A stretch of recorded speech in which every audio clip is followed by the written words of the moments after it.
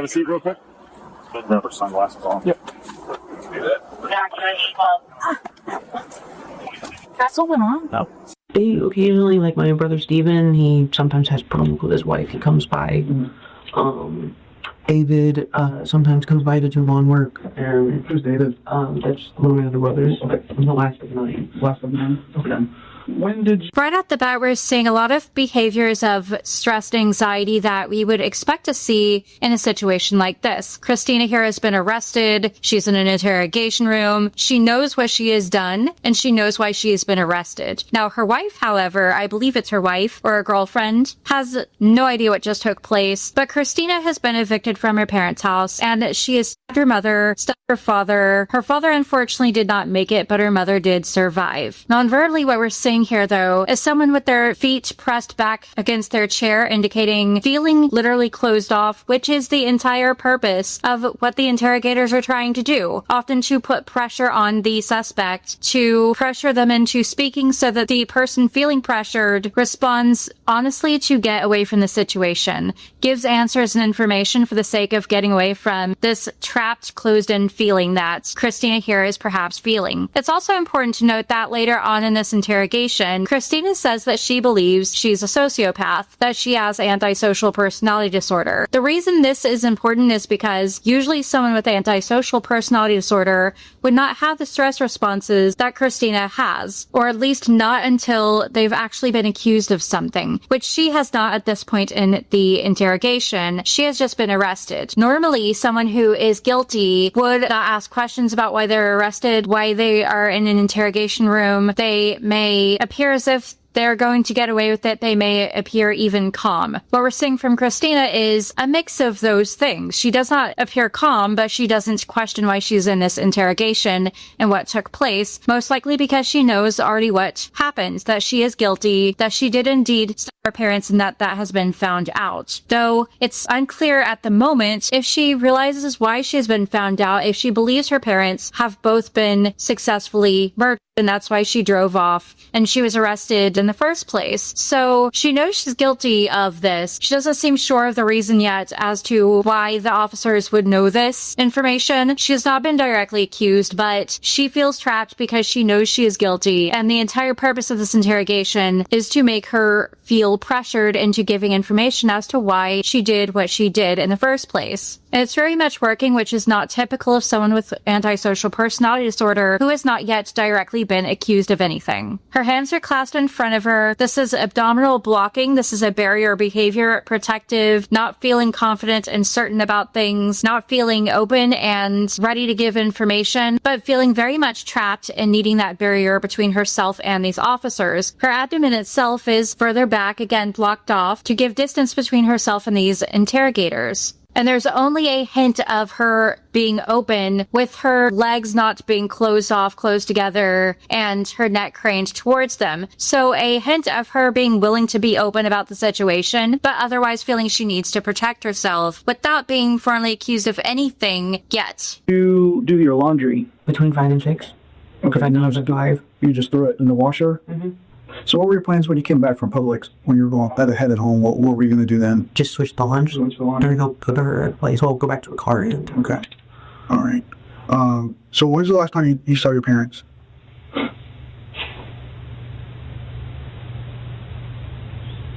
I mean, we were supposed to... In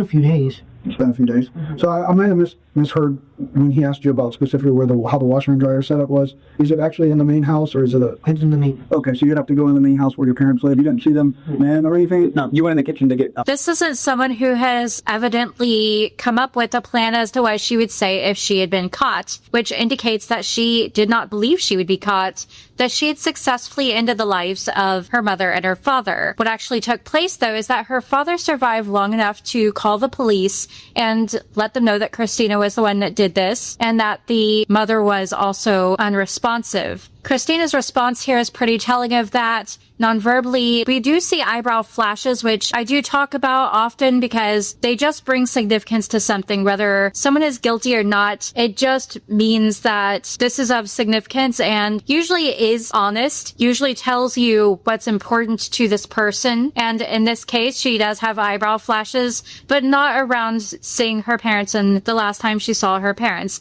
Instead, we see her lips scrunch up and her glabellar, that's that muscle in between the eyebrows there, glabellar downwards, and what she must think is confusion, but normally what we would see is emphasis more with eyebrow flashing. This is very much feigned confusion, of course. Her lips scrunch up, her upper lip goes up and out, but it's also very thin. Normally, if the upper lip is fuller, this is someone who loves drama, who loves chaos, and more typical of someone who does have antisocial personality disorder. Not always, that alone will not tell you that someone is a sociopath, but it is more typical of someone who is a sociopath, but non-verbally does make sense to occur in someone with antisocial personality disorder because those people love chaos. They love drama. We're not seeing that though. It's more of a lip compression and controlling emotion before she physically barriers that off with her hands, covering her mouth, holding back what she wants to say, considering how she's going to get out of the situation. About some food you said you in the morning, right? No, that's my kitchen. Never. Okay, got it. It's just separate kitchen. Yeah. Okay, yeah. But the main house has the washer and dryer.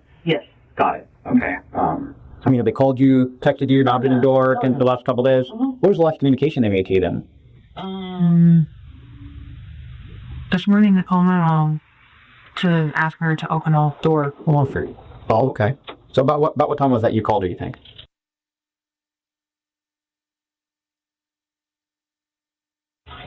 But would it be on your cell phone? Yeah. And then you said you talked to your mom this morning one time to tell her to open up that door. Did you have to unlock it so you could go in to do the wash? Yeah. Okay. And about what? She, of course, continues to feign confusion and wanting to cooperate with these officers, but also remains very closed off, seemingly pressured. I do want to note that we don't see any tears right now. It's important to what's going to take place later. We don't see tears, no remorse, no grief muscles where we should see it. We're not seeing the head down in grief and sorrow, even though she knows what she has done, and we should see that. So that does indicate that there's perhaps some sociopathic tendencies, but that doesn't necessarily mean that she is exactly a sociopath. She would have to meet a certain criteria in the DSM-5 for that to be the case. And while I personally cannot diagnose her, I don't believe that's what we're seeing here. Even though there are sociopathic tendencies, I don't believe we're seeing a pattern of those behaviors that would directly indicate that's what she has. Now, there's a spectrum, of course. There's a level of severity and extremes to sociopathy, to antisocial personality disorder. And on a more extreme level, it's psychopathy. But I don't believe we're even seeing a strong enough indicator of sociopathy itself.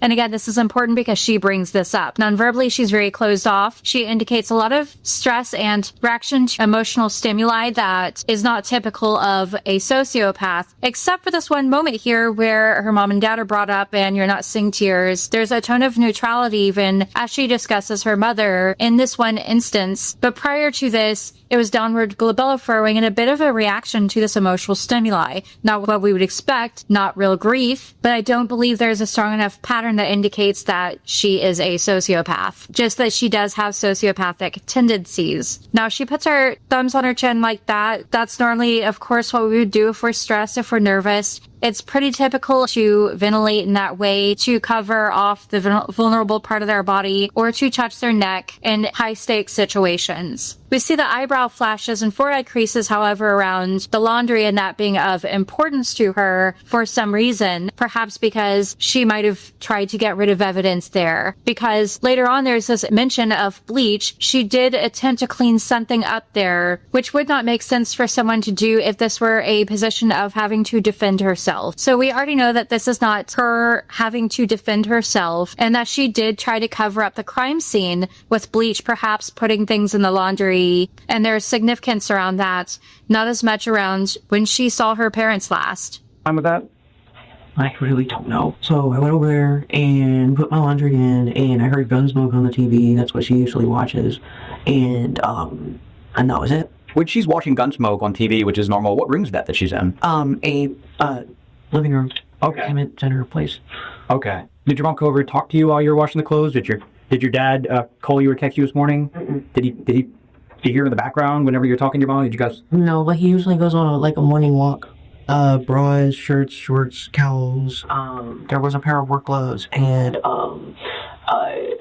some shoe covers. If I remember correctly, that you're not working right now, though. No. Okay. When was all that? When were they work? I was doing some cleaning over to Brenta's house, and we were using bleach, and I'm clumsy when it comes to bleach, and so I always... Okay. Yeah, I missed that. When were you guys doing some cleaning? Yesterday. Okay. No. Christina, How many days quarantine? What?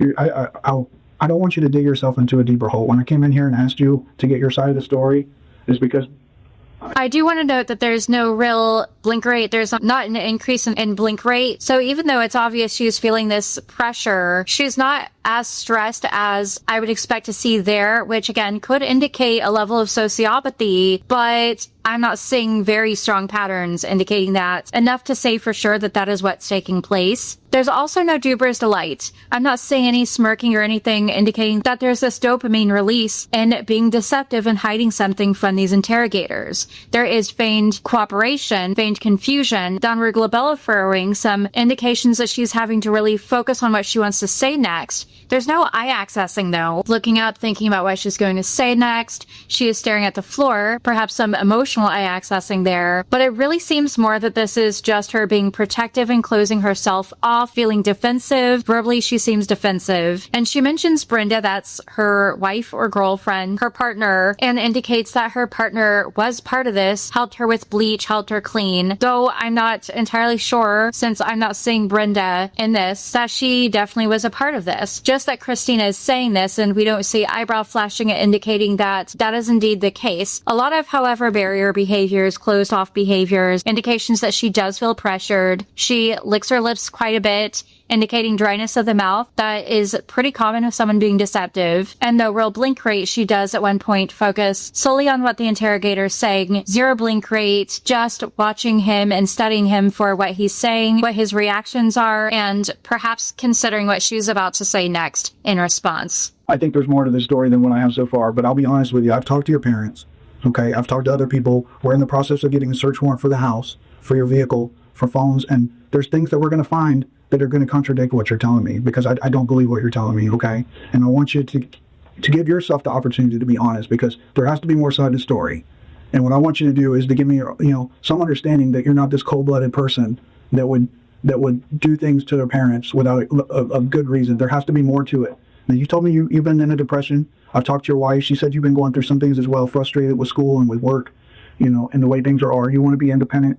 But unfortunately, sometimes we have to rely on our parents, and that can cause stress between, kids. Sorry to pause so briefly after, but I do want to note quite a few things that took place here. When he says, we talked to your parents, you see actual confusion, the glabella furrowing upwards, and her continuing to look down, protecting that vulnerable part of her body there. But genuine confusion, her eyebrows go up, glabella furrowing upwards, and then more feigned confusion as he says basically that she's a suspect, that she did this, and her head goes back, but her entire body does not go back, just her neck as she feigns confusion. So we're seeing this mix of genuine and feigned confusion here, but no real blink rate, no indication that this is fully processed, that she's a suspect, that her parents were not successfully killed, and this interrogator knows that it's her. Now, this lack of blink rate could actually be a freeze response, but I'm not seeing any indications of potential trauma here, where she's feeling in distress about the situation itself, about being accused, about the fact that her parents were killed or were not killed. I'm not seeing any indications of that. Just a lot of feeling pressured and defensive and pretending to be confused about the entire situation. Even though had she genuinely been confused, she would have asked in the first place why she was arrested.